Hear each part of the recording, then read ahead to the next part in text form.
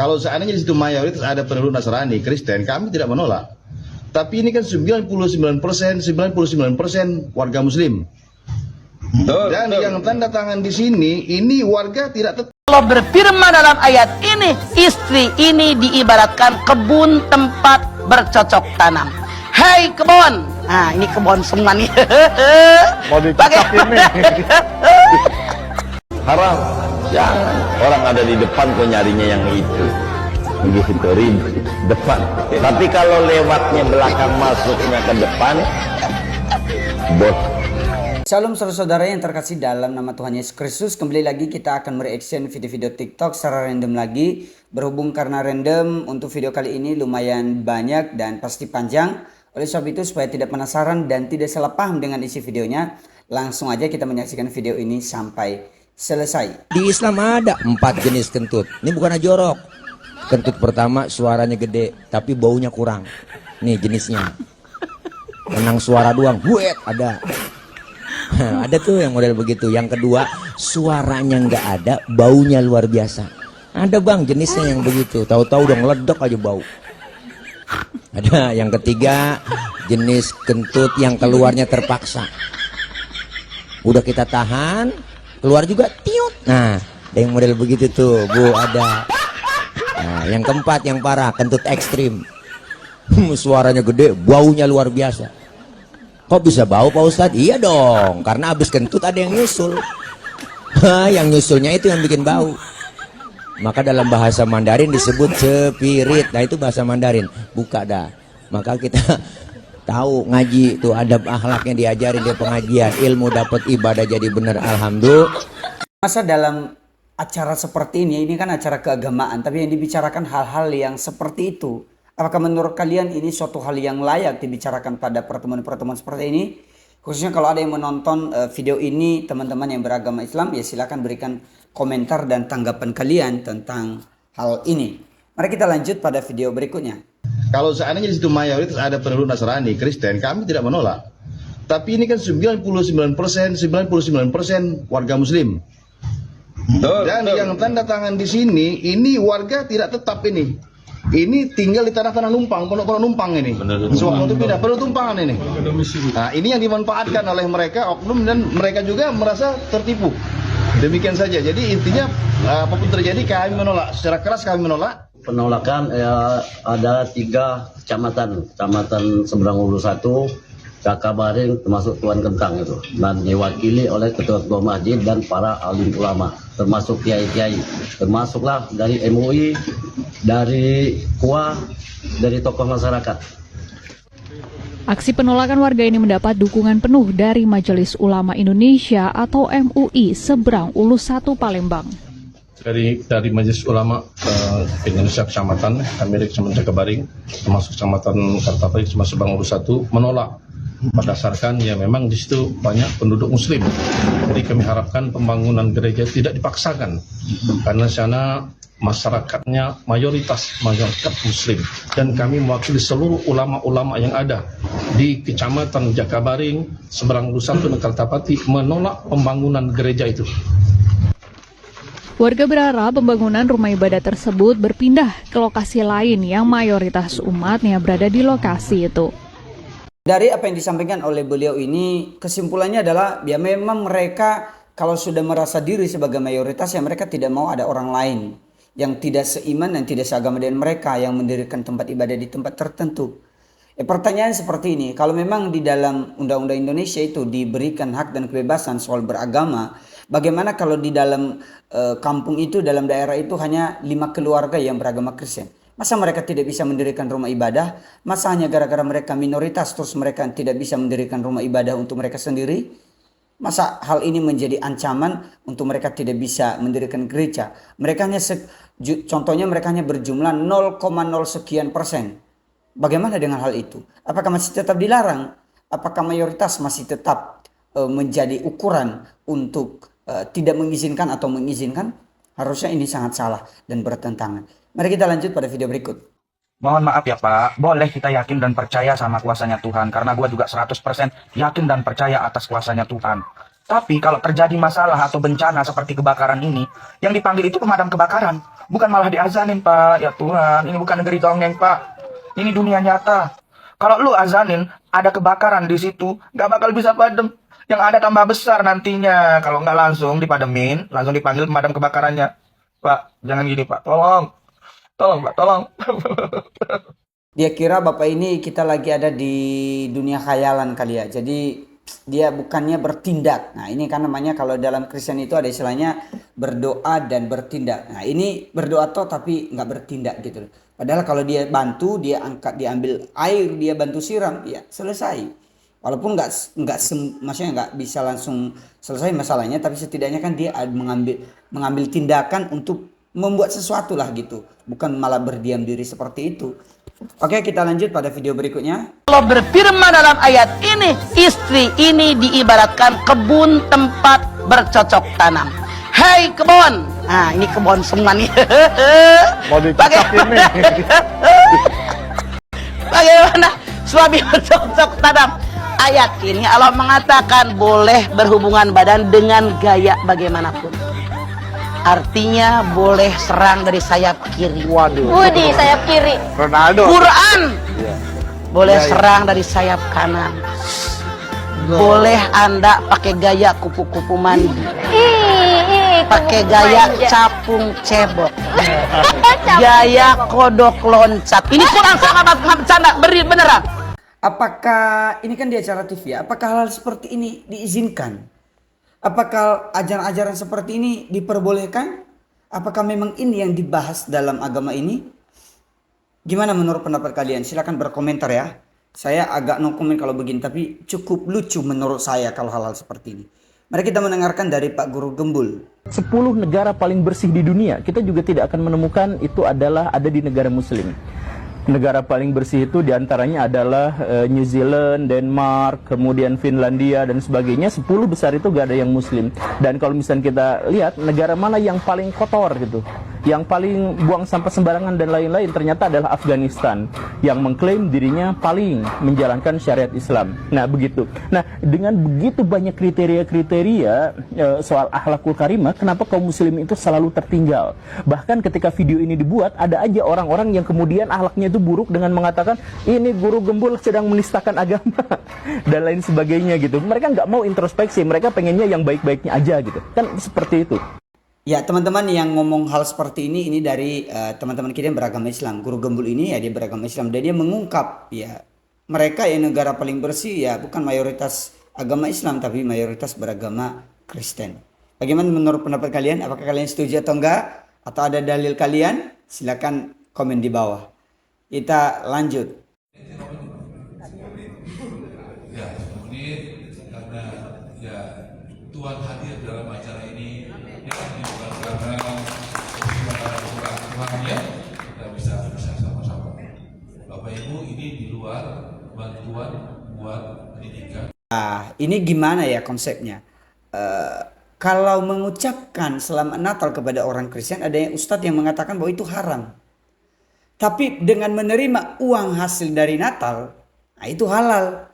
Ini agak lucu ya menurut saya. Apalagi dengan Bapak ini kan ngomong bahwa nanti sumbangan persembahan Natal dikasih sebagai sumbangan untuk Palestina. Ya bagi saya itu sangat nggak sesuai, nggak tepat gitulah. Oke, mari kita next pada video berikutnya. Ini ada berita Bapak Menteri Perumahan Marwarar Sirait atau Bang Ara yang juga panitia Natal Nasional mengusulkan agar persembahan Natal gereja tahun 2025 diberikan untuk rakyat Palestina. Idenya bagus, demi kemanusiaan gak ada yang salah sama idenya. Cuman yang saya sayangkan adalah kemana suara Bang Ara selama ini saat terjadi banyak penindasan terhadap umat Kristen di negeri sendiri, Bang? Kemana suara Bang Ara selama ini saat terjadi banyak pembubaran ibadah minggu? Kemana suara Bang Ara selama ini saat terjadi banyak penolakan gereja? Kemana suara Bang Ara selama ini saat terjadi banyak penyulitan izin gereja? Selama tahun 2025 saja, Bang, hampir setiap bulan ada kasus persekusi terhadap umat Kristen di Indonesia, Bang. Dan Bang Ara sama sekali tidak terdengar suaranya. Seperti kata pepatah, kuman di seberang lautan terlihat, gajah di pelupuk mata tidak terlihat. Bang Ara bicara penindasan di seberang lautan, sementara penindasan di depan mata Bang Ara, abang diam 1000 bahasa. Jadi kesannya alasan kemanusiaan ini hanya untuk ambil hati kelompok mayoritas saja, Bang. Sorry to say. Happy Sunday, Bang. Ya, ini tanggapan dari Pak Permadi Arya ya. Ya sekali lagi, berbuat baik itu nggak salah. Dalam Kristiani itu suatu hal yang baik itu tidak pernah maksudnya diajarkan. Suatu hal yang baik itu harusnya dilakukan, itu menjadi identitas. Tetapi kalau berbuat baik kepada orang di luar sana, tapi yang ada di samping kita, di dekat kita nggak dipikirin, wah itu kacau namanya. Itu kacau. Artinya memikirkan yang jauh, tapi di dekat kita ini loh, ada di dekat kita ini. Di samping kita ada yang menjerit, tapi kita malah mikirin yang jauh di luar sana. Bagaimana menurut pendapat kalian? Apa kalian setuju atau enggak? Silahkan komen-komen di bawah. Kita lanjut pada video berikutnya. Seharusnya gereja zaman sekarang jangan lagi berkhotbah tentang berkat, kemakmuran, berkat dan kemakmuran. Sudah tidak itu lagi. Karena di Alkitab sudah dijelaskan dan sudah pasti ya bahwa kita diberkati. Tapi alangkah lebih bijak dan lebih baik lagi kalau sekarang hamba-hamba Tuhan berkhotbah bagaimana caranya anak-anak Tuhan ini imannya kokoh kuat berdiri di dalam Yesus Kristus. Ini sudah mendekati akhir zaman. Tuhan Yesus sudah mau datang untuk kedua kalinya. Jadi jangan lagi lah berkhotbah tentang yang lembek-lembek, yang berkhotbahnya tuh tentang kamu nanti kalau perpuluhan berkat akan melimpah-limpah dalam hidup kamu. Wey, gua kasih tahu ya, Tuhan Yesus akan mengembalikan berkali-kali lipat apa yang kamu berikan untuk pekerjaan Tuhan. Itu ada di Alkitab. Jadi gak usah dijelaskan setiap minggu tentang bagaimana perpuluhan buah sulung. Kadang gue suka pengen gue gituin loh. Sekarang tuh sudah waktunya hamba-hamba Tuhan berdiri di garda terdepan, memberikan khotbah, bukan lagi bubur. Ya, bukan lagi disuapin. Ya, bukan lagi tentang kemakmuran, berkat, duit, hepeng. Enggak. Tapi tentang bagaimana anak-anak Tuhan harus kuat, punya iman yang kuat untuk menghadapi dunia ini. Jangan sampai nanti ketika masanya antikris itu turun, datang, anak-anak Tuhan semua gak ada yang kuat. Ketakutan, dan lain-lain sebagainya.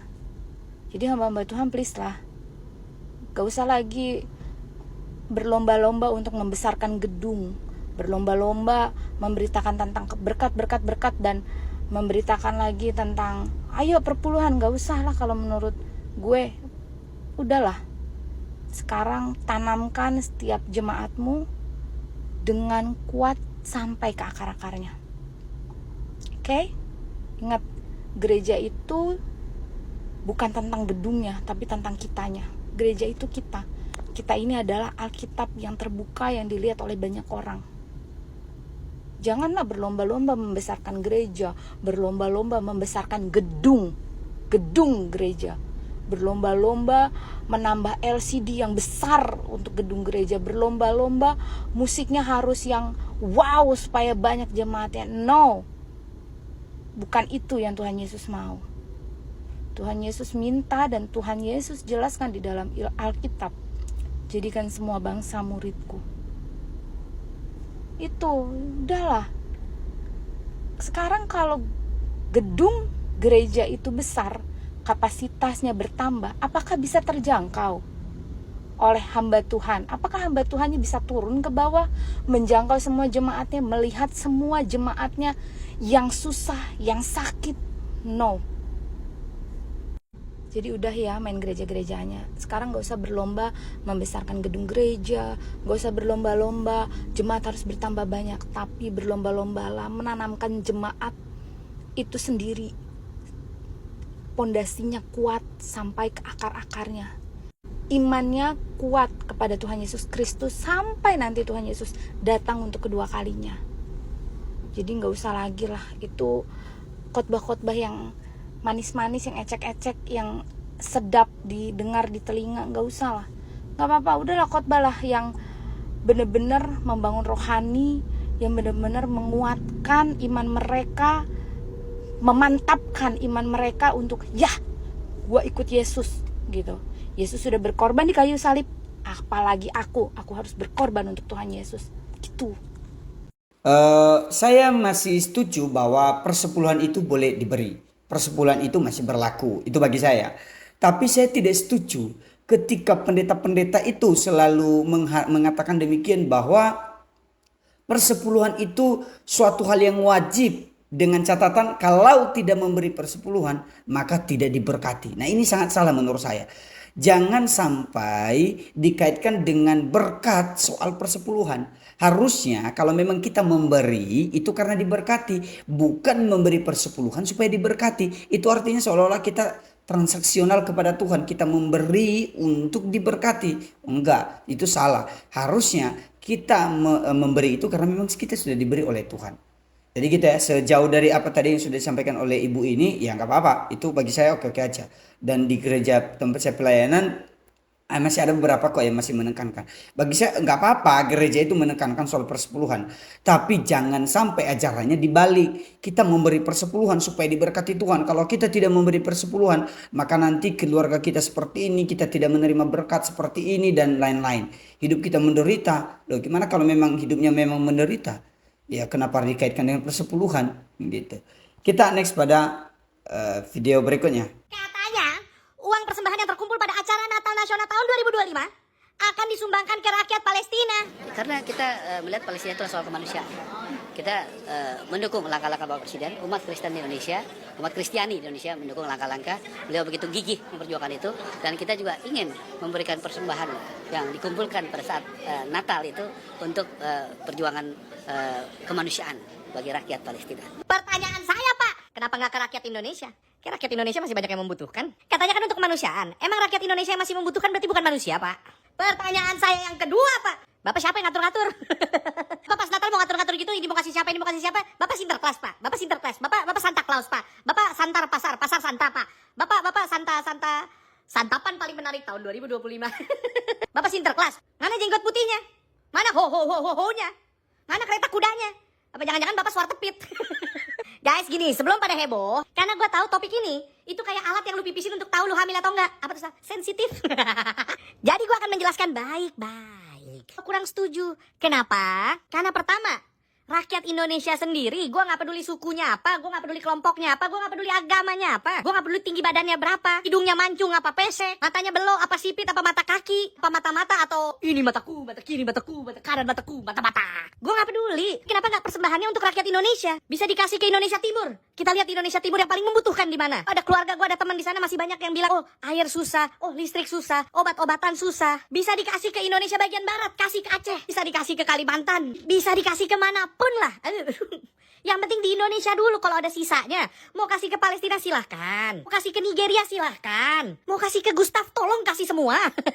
Kalau mau dikasih ke orang Palestina yang ada di Indonesia lagi jualan kebab di Melawai, kasih silahkan. Tapi maksud gue kasih yang di Indonesia aja dulu. Tadi naik motor lewat Pulau Gadung di perempatan yang sama Kelapa Gading, di situ masih banyak orang ngemis. Kenapa nggak kasih ke mereka? Di Jakarta Utara Timur masih banyak yang tinggal di kolong jembatan, makan makanan yang tidak layak, pakai pakaian yang sudah sangat tidak layak. Kenapa nggak kasih ke mereka? Di seluruh Indonesia masih banyak panti asuhan yang sangat masih kekurangan, panti jompo. Kenapa nggak kasih ke mereka? Berapa waktu yang lalu gue lihat video orang pada kena banjir, pada cabut dari rumahnya, terus pas balik rumahnya berlumpur, elektroniknya pada hancur semua. Terus kalau nggak salah kemarin Semeru ngeluarin apa asap panas atau apa segala macam. Berarti orang-orang di sekitarnya kan harus kabur dan butuh bantuan. Kenapa nggak kasih ke mereka? Kemarin ada video yang job fair atau apa, orang yang datang banyak banget, orang yang cari kerja sampai desek-desekan sampai berantem. Mereka butuh pertolongan. Kenapa nggak kasih ke mereka? Katanya dikasih ke Palestina untuk mendukung perjuangan rakyat Palestina. Gimana dengan perjuangan rakyat Indonesia untuk hidup dengan layak? Kecuali angka kemiskinan kita udah cuma 2%. Kasihlah ke orang lain. Lah bangsa sendiri masih butuh. Orang Indonesia masih banyak yang sakit tapi nggak bisa ke rumah sakit. Kenapa nggak ada duit? Kenapa nggak bantu mereka? Tahu banyak banget yang setuju sama gue dan nggak setuju sama siapa lah bapak itu. Kalau gitu saran gue, ikut acara Natalnya, tapi persembahan kasih aja ke gereja masing-masing. Dan kalau di sini ada pinggiran koreng yang ngomong, kenapa sih Palestina aja, kenapa sih orang ini. Pinggiran koreng, gue ulang sekali lagi. Palestina sudah bertahun-tahun dapat perhatian dari hampir seluruh dunia. Tapi saudara-saudara kita di Indonesia nggak dapat perhatian dari dunia, enggak. Kalau bukan kita yang bantu, siapa lagi? Ih gila, keren banget kata-kata gue. Saya Gustaf, maju untuk DPR RI tahun 2029. Ini ya masih seputar dengan keputusan bahwa persembahan Natal itu akan diberi menjadikan sumbangan kepada Palestina. Tapi sampai saat ini ya masih banyak sekali orang-orang yang tidak setuju dengan hal ini. Baik mereka yang beragama Islam maupun mereka yang beragama Kristen apalagi gitu. Ya sekali lagi bukan kita tidak mau memberi. Tapi kenapa kalau ada orang di samping kita yang menderita, kenapa kita malah membantu orang yang paling jauh di luar sana.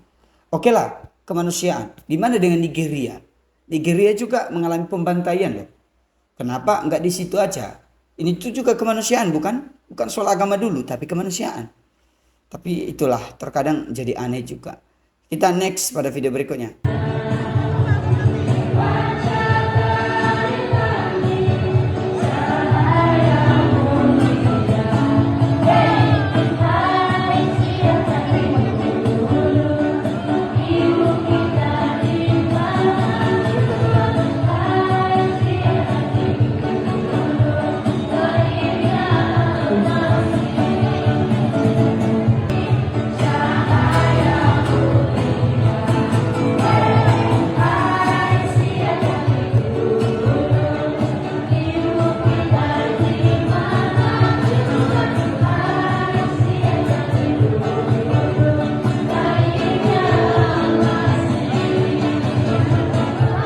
Ya luar biasa ya, Menteri Agama membuka jalan sehat ya untuk lintas agama. Tapi lintas agama ya, semoga mereka tadi kan yang mendengar lagu-lagu pujian rohani, lagu-lagu Natal ya, kiranya mereka diberkati Tuhan dan dijamah hati mereka oleh Tuhan.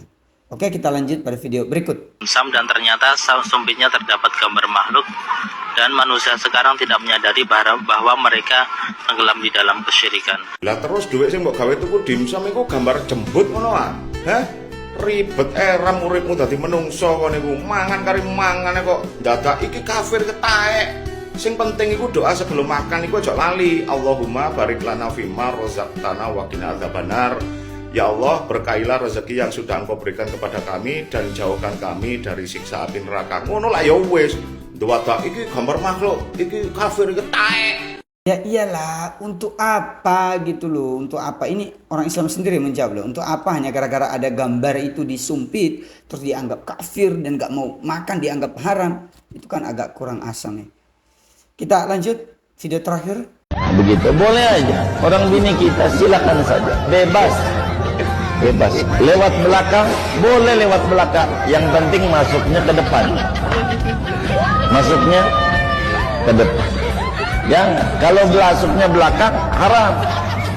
Disebutnya dalam bahasa-bahasa orang Pondok Aren namanya liang tai. Apa? Iya begitu. Haram. Jangan, orang ada di depan kok nyarinya yang itu. Begitu ribet depan. Tapi kalau lewatnya belakang masuknya ke depan, bos, enggak banyak.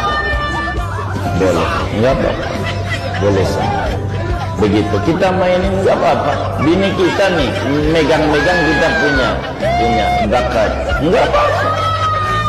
Halal. Sampai keluar sperma enggak. Ya mungkin ini yang disenangi oleh Mbak Irma sekarang ini ya. Karena dulu kan Mbak Irma dia nggak setuju lah kalau dia diduain, dia nggak setuju poligami. Tapi sekarang kalau mendengar begini-begini kayak dia senang gitu loh. Karena beberapa waktu terakhir kan saya lihat dia itu kayak menghujat, akhirnya dia meludahi dan banyak hal-hal yang tindakan yang dilakukan yang nggak berkenan lah.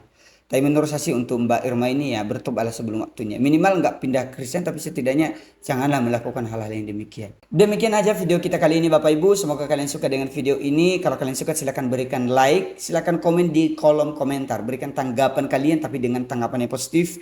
Jangan komen yang negatif ya. Itu haram adanya kalau berkomentar negatif. Sampai jumpa kembali. Tuhan memberkati kita semua. Shalom.